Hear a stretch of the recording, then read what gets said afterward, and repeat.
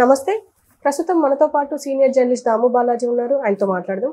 నమస్తే సార్. నమస్తే sir, junior NTR Kodali నానికి సపోర్ట్ చేస్తున్నారు అని చెప్పేసి వార్తలు వస్తున్నాయి. అలాగే తెలుగుదేశానికి కూడా క్యాంపెయిన్ చేయబోతున్నారు అని కూడా వార్త వస్తుంది. అసలు ఎవరికి సపోర్ట్ చేయబోతున్నారు? అసలు నిజంగానే వస్తున్నారా? నిన్న నామినేషన్ వేశాడు, లాస్ట్ రోజు కాబట్టి. నిన్న జగన్ వేశాడు, కొడాలి నాని కూడా నిన్న గుడివాడలో వేశాడు. వేసినప్పుడు అక్కడ పెద్ద ఎత్తున ఒక రకంగా గుడివాడ మొత్తం వైసీపీ మయమైపోయింది. జెండాలు, ప్లకార్డులు మొత్తం విపరీతంగా వచ్చారు జనం. అది పెద్ద విశేషం కాదు, ఎందుకంటే కొడాలి నానికి గుడివాడలో చాలా సపోర్ట్ ఉంది. ఆయన తెలుగుదేశం తరఫున 2 సార్లు గెలిచాడు, వైసీపీ తరఫున 2 సార్లు గెలిచాడు. ఫస్ట్ టర్మ్ మినిస్టర్గా కూడా ఆయన ఉన్నారు. కాబట్టి ఆయనకి బ్రహ్మాండమైన పొట్టు అయితే ఉంది గుడివాడలో. అయితే నిన్న ఒక విచిత్రమైన విజువల్స్ కనిపించాయి. అదేంటంటే జూనియర్ ఎన్టీఆర్ ఫ్యాన్స్ పెద్ద ఎత్తున ర్యాలీలో పాల్గొన్నారు. వాళ్ళ దగ్గరంతా ఎన్టీఆర్ అండ్ కొడాలి నాని బొమ్మలు పట్టుకున్నారు, జెండాలు పట్టుకున్నారు. వాళ్ళు ఎందుకు అంత పెద్ద ఎత్తున పాల్గొన్నారు? నిజంగా వాళ్ళు ఎన్టీఆర్ అభిమానులేనా, లేకపోతే వైసీపీ వాళ్ళే ఈ డ్రామా చేశారా అనేది కూడా ఇప్పుడు చర్చలోకి వచ్చింది. దీనికి కారణం ఏంటంటే కొడాలి నాని, జూనియర్ ఎన్టీఆర్ ఎంత ఫ్రెండ్స్ అనేది అందరికీ తెలుసు. అసలు కొడాలి నానికి తెలుగుదేశంలో టికెట్ ఇప్పించిందే అప్పట్లో జూనియర్ ఎన్టీఆర్. ఎందుకంటే కొడాలి నాని ముందు నుంచి కూడా హరికృష్ణకి అనుచరుడిగా ఉండేవాడు. అట్లా వాళ్ళ ఇంట్లో చిన్నప్పటి నుంచి కూడా ఎన్టీఆర్ చిన్నప్పటి నుంచి కూడా కొడాలి నాని ఫ్రెండ్ అన్నమాట. సో వాళ్ళిద్దరూ చాలా అన్నదమ్ముల్లాగా ఉండడం అలా ఉండేవాడు. అందుకని జూనియర్ ఎన్టీఆరే అప్పట్లో చంద్రబాబుని ఇన్ఫ్లుయెన్స్ చేసి తనకి టికెట్ ఇప్పించాడు. సో ఆ రకంగా అప్పటి నుంచి కూడా వాళ్ళిద్దరు ఫ్రెండ్స్. తర్వాత జూనియర్ ఎన్టీఆర్ తెలుగుదేశం నుంచి దూరం అయ్యాడు, కొడాలి నాని కూడా తెలుగుదేశం నుంచి దూరమై వైసీపీలోకి వెళ్ళాడు. అప్పటి నుంచి కూడా వాళ్ళు కొడాలి నాని, జూనియర్ ఎన్టీఆర్ ఫ్రెండ్స్గానే ఉన్నారు. వాళ్ళకి పెద్ద రాజకీయ వైరుధ్యం కూడా ఏమీ లేదు. ఎందుకంటే జూనియర్ ఎన్టీఆర్ తటస్థంగా ఉన్నాడు. అటు పొలిటికల్గా ఎవరి వైపు కూడా ఓపెన్గా ఆయన ఏది మాట్లాడట్లేదు. బట్ ఆయన తాత సీనియర్ ఎన్టీఆర్తో అనుబంధాన్ని కూడా అలాగే కంటిన్యూ చేస్తున్నాడు. ఈ కాంటెక్స్ట్లో ఇప్పుడు నిన్న ఒక వార్త వచ్చింది.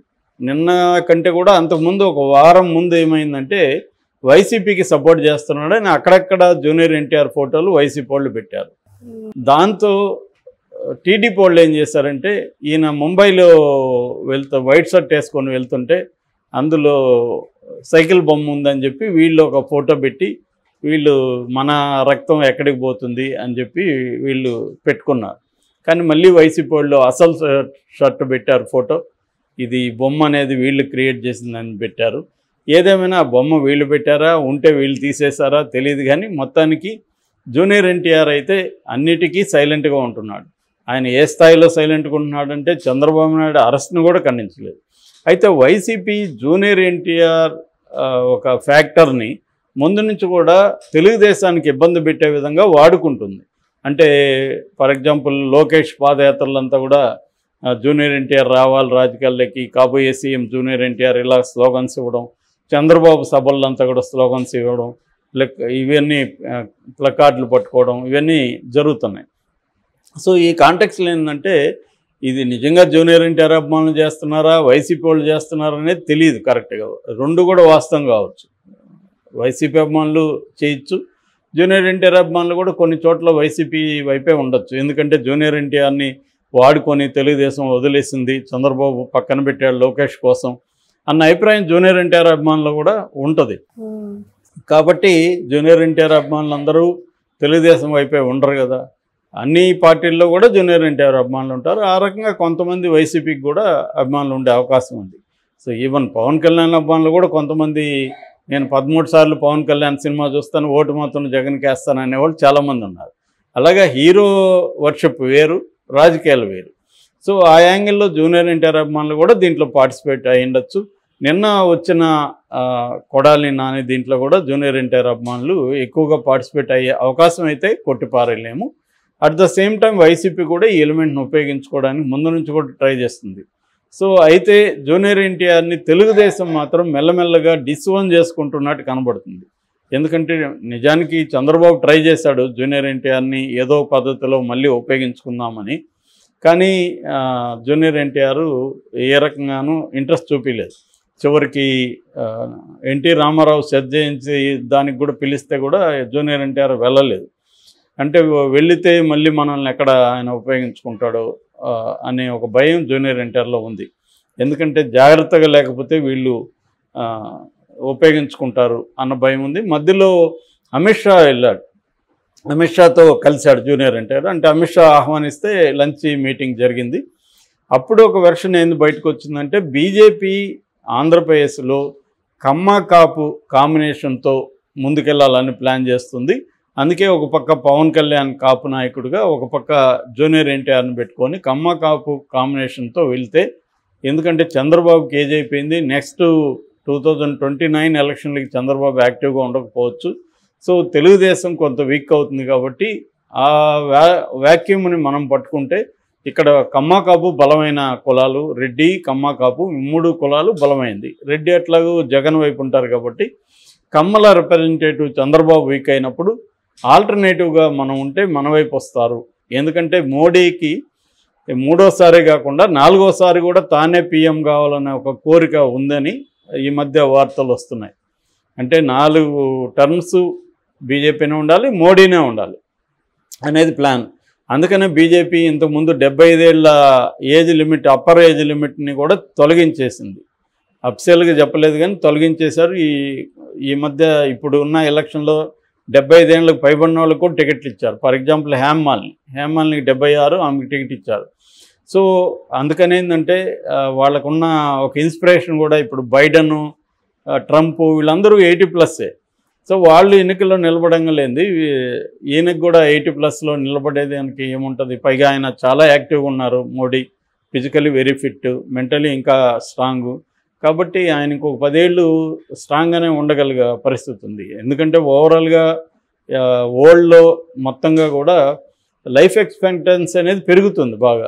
80, 90లు బాగా పెరిగారు. ఈ మధ్య ఒక ఆర్టికల్ కూడా, సైన్స్ ఆర్టికల్ చూశాను, 80 ఇయర్స్ తర్వాతనే ఓల్డ్ ఏజ్ అని పిలవాలి అనేది కూడా ప్రతిపాదిస్తున్నారు. 80 వరకు ఏంగానే ఉండాలి, 80 తర్వాతనే ఓల్డ్ అనాలి. సో ఈ కాంటెక్స్ట్లో మనకి ఇంతకుముందులాగా వృద్ధుల్ని పక్కన పెట్టేయాలి అనే అది పోయింది. ఇప్పుడు వృద్ధులు కూడా యాక్టివ్గా ఉంటున్నారు. 60, 70కి కూడా వాళ్ళు బాగా యాక్టివ్గా ఉండగలుగుతున్నారు.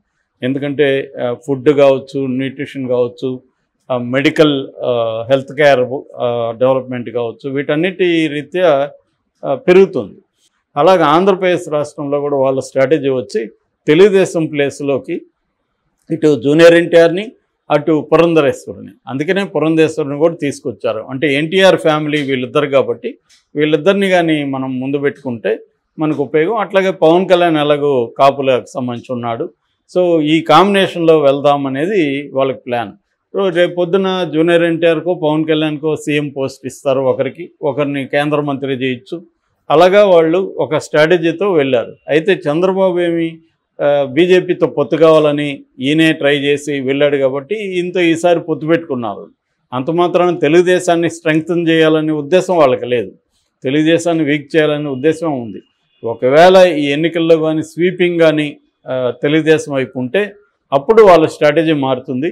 అప్పుడు జగన్ని తొక్కేయడానికి వాళ్ళు ప్లాన్ చేస్తారు. అది పెద్ద విషయం కాదు, ఎందుకంటే జగన్ మీద 19 సిబిఐ అండ్ ఈడీ కేసులు 19 ఉన్నాయి కాబట్టి ఈజీగా జగన్ని తొక్కేయచ్చు వాళ్ళు.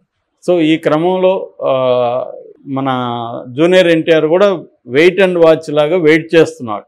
అంటే రాజకీయ టర్న్లు ఎలా తీసుకోవచ్చు, మనం ఎప్పుడు రంగంలోకి దిగాలి, ఇవన్నీ తను కూడా ఆలోచిస్తూ ఉన్నాడు.